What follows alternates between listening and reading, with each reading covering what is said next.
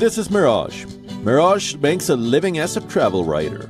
He loves motorcycling, golf, playing the guitar, and just bumming around. He's decided to travel for a year to find himself. About time. This is Johan. Johan is a photographer. Johan is Swedish, but he's lived and worked in 4 continents. He's done some pretty interesting gigs along the way. Johan's current obsession is shooting astral time lapses. He plans to backpack in India for a year of travel and adventure.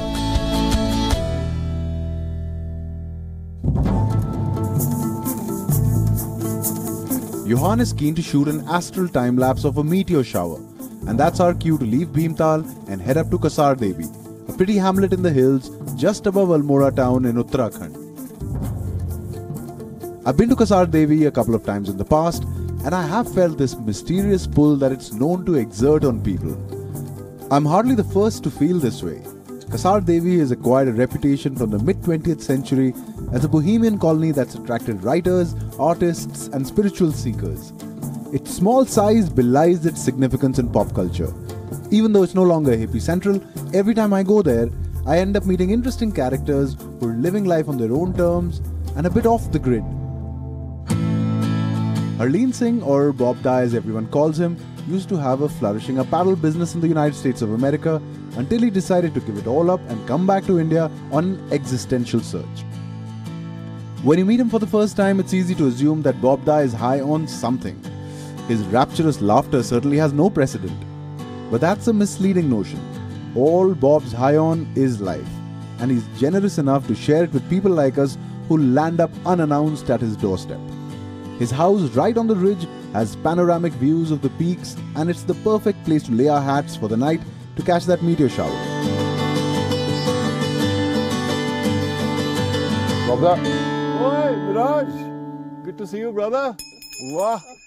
Hi, Meraj. This is awesome. How are you doing? Very awesome. Good to see you. This is Johan. Hi, Johan. Johan is my Swedish friend. Hi. Good to meet you. Good to meet you. He's heard a lot about you. All good things. I've heard about you and your amazing place. Oh, thank you. Your vibrant personality. What is this? It's a vibrant place. When did you make this? Oh, this is awesome. Yeah, come sit.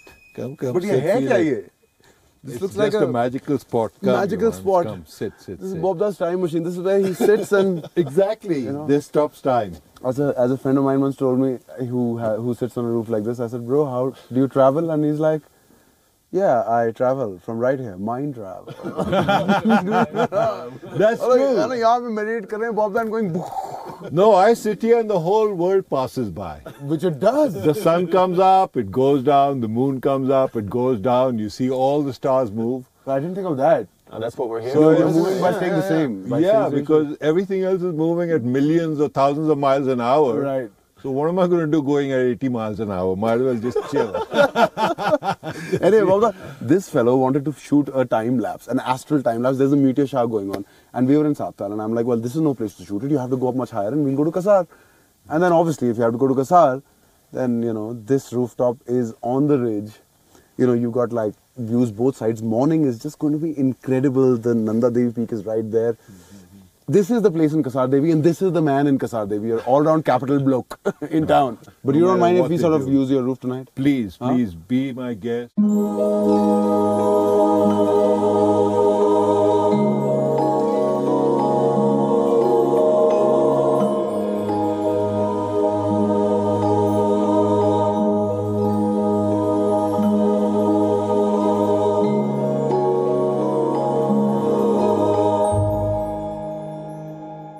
Crazy night, Bobda.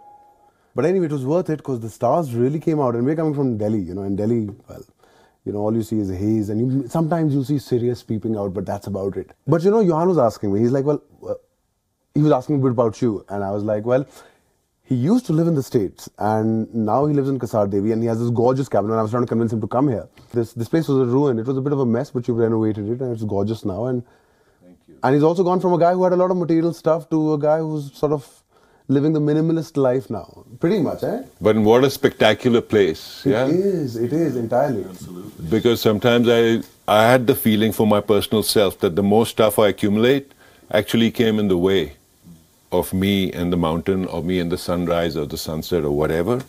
And it was important for me not to let that come in my way. So there are a few things I have which are an asset to my life, to my lifestyle.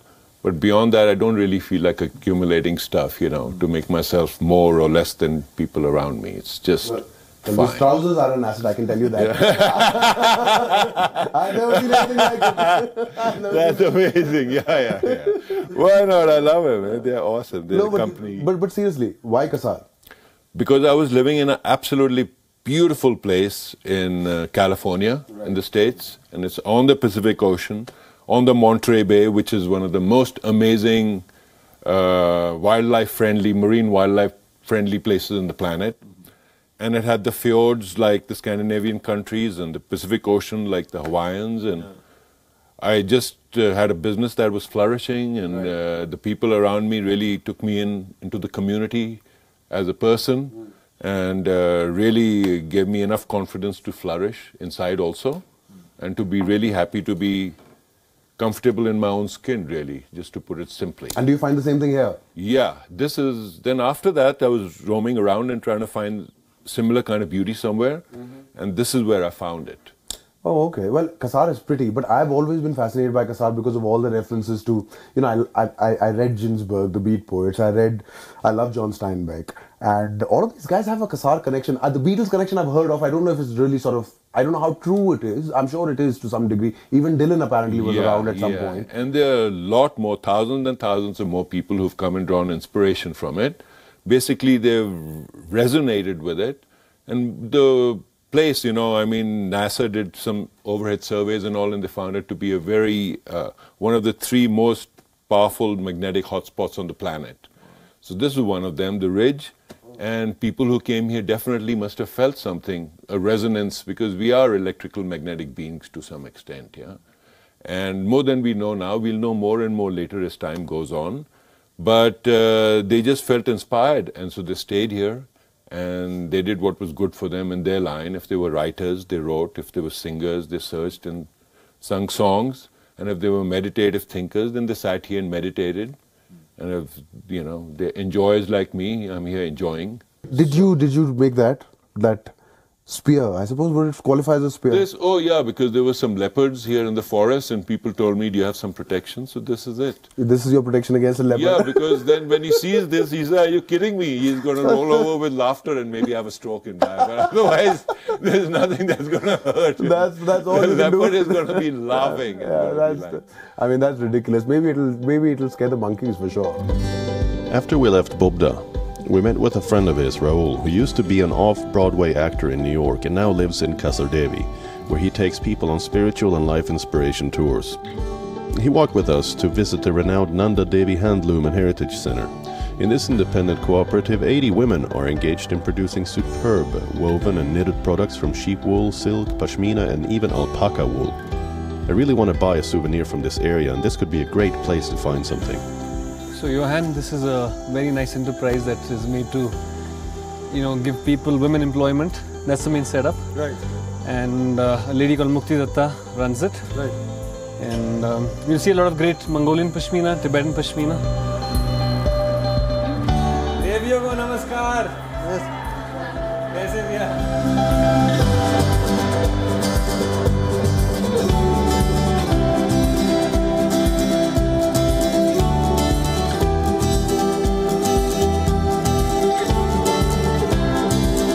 Glad you like to know. I got some history for you. Yeah. There's Bob Dylan inside. Yeah? Yeah. Kasar Devi was once known as Crank's Ridge for its penchant of attracting people who were or went on to become icons of counterculture in their times. So you had beatniks like Allen Ginsberg and Timothy Leary, Tibetologist Robert Thurman, who came with his young daughter Uma, who we all know today as the big Hollywood star. Some came to visit Lama Govinda's ashram at Kasar Devi. Then there were writers like Tagore and D.H. Lawrence and John Steinbeck, musicians like Cat Stevens and Bob Dylan. All these people made their way to this extraordinary place back in the day.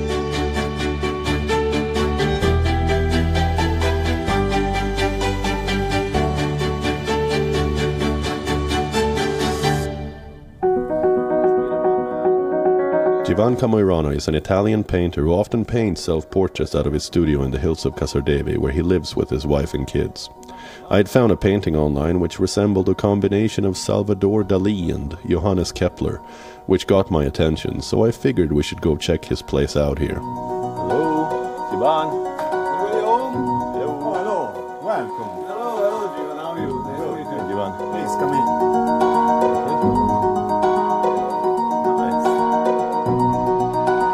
Johan was born Ivan Camerano in Seva, Piemonte, Italy. He's a self-taught painter who has dedicated his life to art. He moved from his native Italy to India and set up a studio in Kasar Devi, where he married and started a family. His style is inspired by the Italian classical tradition. Living in India, his previous inspirations has merged with the great Indian culture. All right, this one here I recognize because this was one of the ones I found online when I found out Yes, about I'm you. pretty fond of it. It's one of my latest work. Lucifer. Yeah, it's I interesting. like this one better though. She's gorgeous. Yeah. She's Harmonia. Harmonia, she was a goddess, a Greek goddess, that for the Roman she was called Concordia. Concordia. Like me, Concordia was a, it was a goddess that people was going to pay tribute when they have an affair or they make a deal.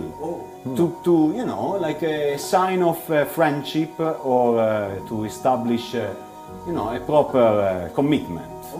But all these here, they're oil Yes, paintings. what I actually do here is oil, mostly is oil. You obviously are very influenced by sort of Indian mythology as well. I mean, Yes, of course, because as I talked before about the old pagan gods, what I like of India, that the religion is still the ancient one, and it didn't change, you see, like for European before Constantine, because it's not after Christ. Christ, he died on the cross and everything, but then before the people convert, Christianity was taking quite long, Constantine was the first Roman emperor that he embraced the Christian religion. I live in India and I worship the Indian gods. My wife, she's a Brahman, so she's very conservative somehow.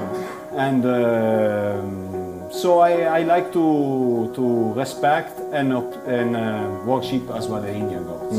I mean, I'm here and I respect this. Exactly, I love this country extremely, and I love the culture and everything.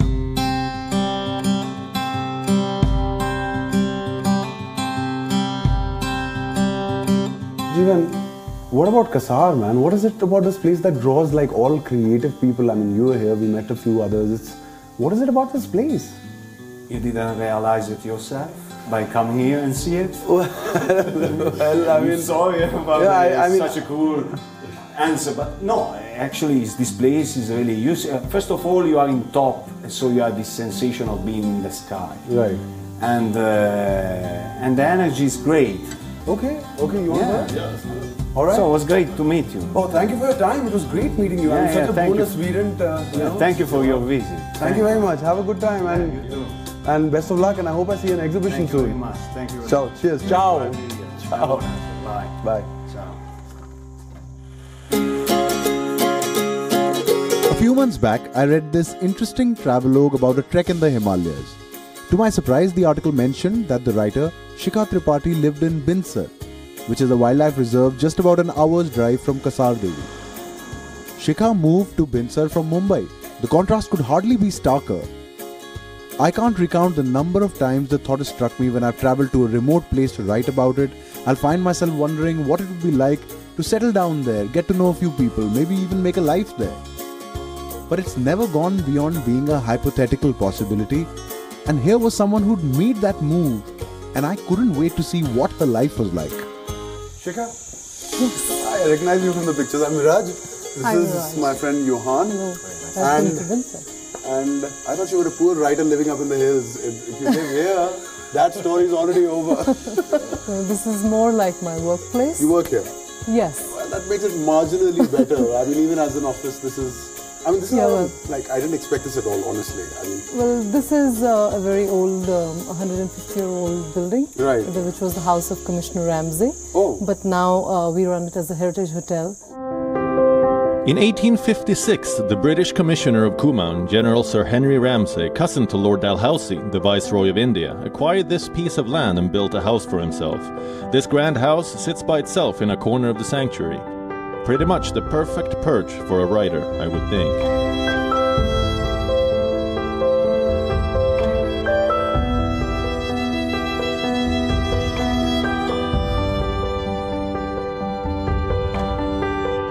Where do you live?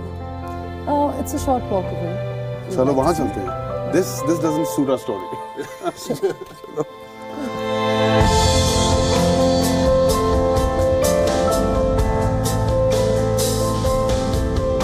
You know, the thing is, I read a story of yours. I read the story about you and your husband going and looking for a Tibetan mastiff. And I was like, how interesting is this? Actually, that's not the first story I read. The first story I read was the travelogue in the Seychelles or Maldives or someplace. Yeah. And then I saw your byline, and then I found your website, and it said you live in Binsar. And I'm like, Binsar? What is the girl doing in Binsar? And then I found your Tibetan mastiff story. Right. Immediately, it was a big change from, you know, island hopping in the Maldives to suddenly you're looking for a Tibetan mastiff in Binsar. So there is, even I saw the change, and which is why I thought I must come and see how this works for you.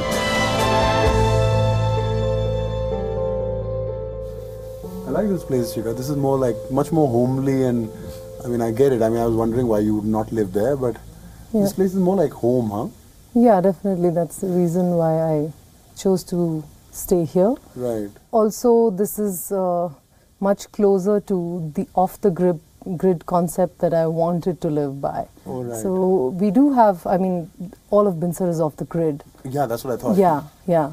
And so is that place, but we've not kept solar lights here. You No have no internet. electricity either. No. No electricity either? No, Oh, no. you're truly out there. Yeah. then, Right, so huh? you have no Yeah. solar lights, no electricity. No. What do you use as a light source even then when it gets dark? I mean, do you have like one of those old school lanterns? as Yeah, well? I do. you I do. Yeah, Oh, yeah. that's great. And solar lamps. Yeah. Some, solar lamp or two for the kitchen and the Yeah. bathroom. It's needed sometimes. But this Yeah. is not a novelty. You've been living like this, and how is it sort of? How does it work? Initially, because I was in Bombay for 7 years. Right, that's what I so was wondering. when I moved here, it was a bit of a challenge. I can imagine. From a city like Bombay, moving to a place that has It's no like the electricity. Polar opposite of Exactly. having a city like Bombay. Yeah. Yeah, can you imagine Bombay to here? Jeez. Yeah. What was that Kumauni saying you were talking about? Oh, you need to die to see paradise. Yeah, so that was one of, like, my internet death was the biggest change that It's like I had to deal with. From 22 million people to 22 people. Literally. Yeah. But I mean, how? You know, it amazes me because as a writer, I mean, Yeah.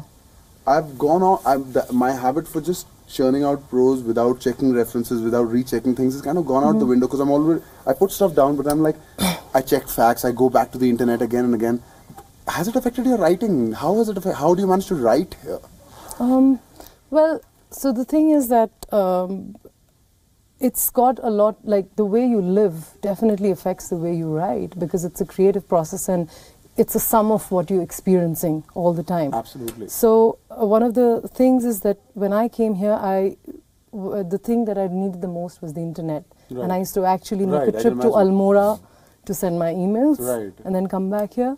But also a lot of it was a learning process because I realized that there are a lot of things that you think you need to Right. live, but when you're actually thrown in that situation, there are alternate ways of living. And just being here taught me a lot of that how to maximize sunlight, how to move with nature basically. You know, you move, your whole body moves with the clock of nature, so you rise early, Yeah, you find go that to you bed start early. waking up It's- really early then. Right, Yeah. and so it's not impossible.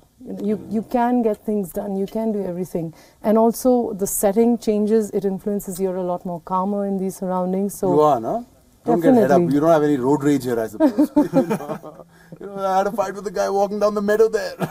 He wasn't in his lane. You know? No, I get it. You know, but it's amazing. Yeah, you're right. It's a question of until you lose these things, you don't understand that you don't really need them. But we're so hooked to them. We're so hooked to the internet, so hooked to this urban sort of concept of living that. Right. Yeah, but it kind of makes sense. I mean, that's what writers have done over the ages, right? Lived in Yes. sort of pastoral. Yeah, one of the first books that I read when I moved here was Walden. Oh, in the Henry Life in David the Woods. Thoreau. Yes. Oh, that's. And it was just the apt welcome into this world. I love That's that what book. it was. I used to carry it Yeah. around in college, but that was mostly to impress girls. But No, it's a good book. it's a fantastic book. I Yeah. have read it multiple Right. times. I Yeah. love it. so definitely also, you know, it changes what you write and the way you write. Like, I mean, I think my writing had a lot of flamboyancy, which has kind of toned down. And you mean stylistically you've toned it down? Yeah, like I'm not as ornate in my writing. I don't know, you know, it's more real.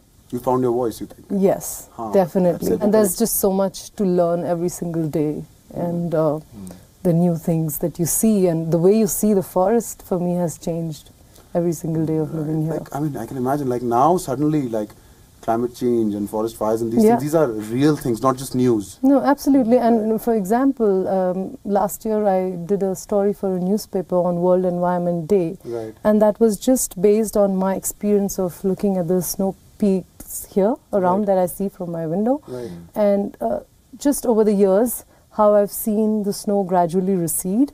And just watching them has given me a very big idea of climate change and how real it is. Because I see it from my window. And just doing that. So those are the things that have influenced my writing a lot. Have you noticed any differences in this, like in this little ecosystem that you live, like less water every year kind of thing? Definitely, yeah, because in every summer there is a water crisis. Really? Just like in other places. Like before the monsoon hits, obviously. Yeah, like for example, we had a couple of perennial streams earlier, which have dried up. So everyone sort of depends on like 1 or 2 springs, slowly and slowly, water is receding.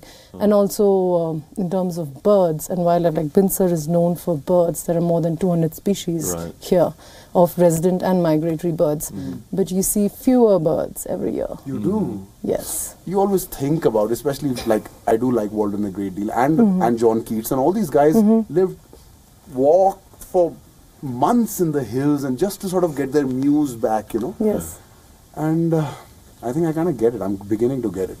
Although I don't know if I could live here for years, but I could only live here for a few months every year for sure. So I do move around every now and then because of my writing. I do travel, so I do get my dose of urban life. Like I love the movies, and that's one thing I really miss about the cities. Going to a theater, watching something on a big screen. Which is the nearest club around here? About 300 kilometers. What kind of EDM do they play? Okay, Johan, shall we? Yeah. It was lovely meeting you, and thank you for taking the time to see us. And next time we are passing around, we'll drop by and say hello to you. Pleasure to meet you. Very nice to meet you, Johan. On that bombshell. Thank you. We're out of here.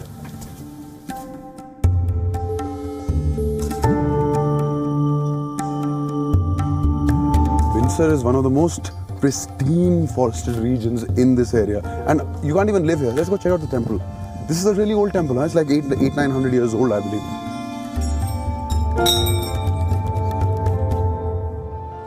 Binsar is gorgeous, but Meraj is keen on pushing on. Munsiari, he says, is where we need to go. To the foothills of the upper Himalayas, where the roads end and the only way to go further is on foot. So Johan and I have reached Himalaya ki jad. This is Khalia Top. I can't think of one reason not to. At this point, I feel like our adventures are just picking up steam.